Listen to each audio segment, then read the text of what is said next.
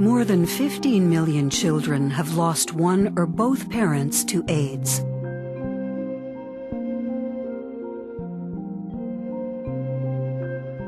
« 2,3 millions d'enfants vivent actuellement avec le VIH.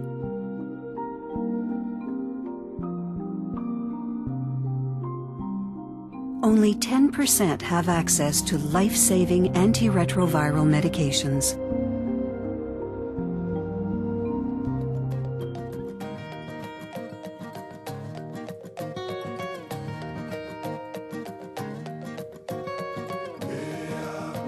À travers le pays, des milliers de personnes participent à l'expérience d'une vie.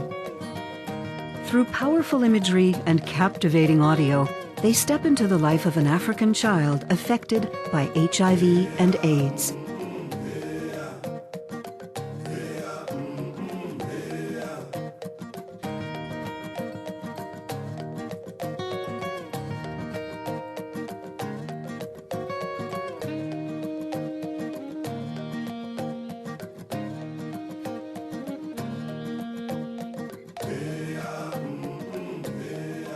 C'était une fille qui avait plus de parents ni de frères et sœurs. Puis un soldat vient cogner à sa porte. Puis quand elle ouvre, il rentre chez elle, il la viole. Elle tombe enceinte une première fois. Elle accouche seule. Puis ensuite, il recogne à sa porte une deuxième fois. Il la viole à nouveau. Et puis elle accouche une deuxième fois, mais cette fois-là, elle est séropositive. Et puis elle donne le sida à son enfant.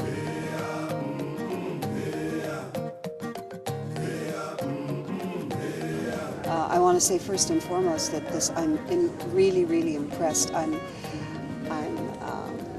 impressed and at the same time profoundly touched by the experience that I've just had.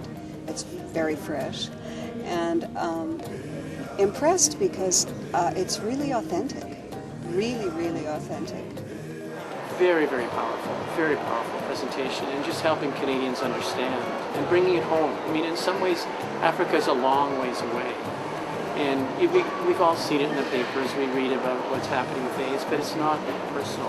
What now can I do as a citizen, as a member of Canada, a place in a country with so much freedom, so much good health?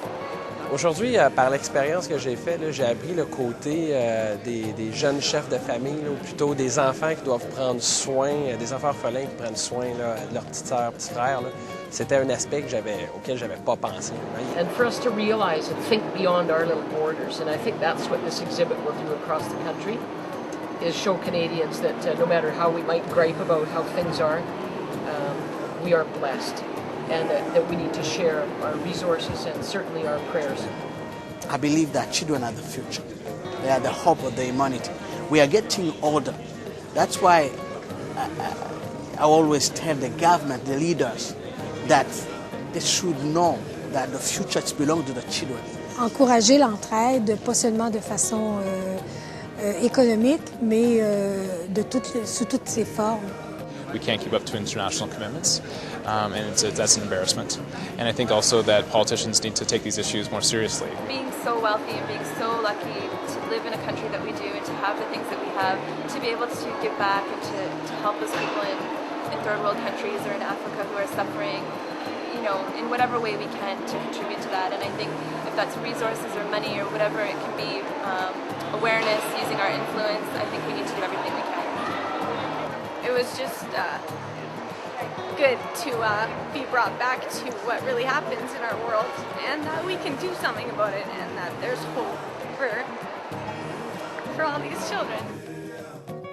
Le Canada a promis d'appuyer les enfants vulnérables touchés par le VIH et le sida, and to work toward universal access to prevention, treatment and care by 2010. Les gens d'ici font preuve de compassion. Let's keep our promises.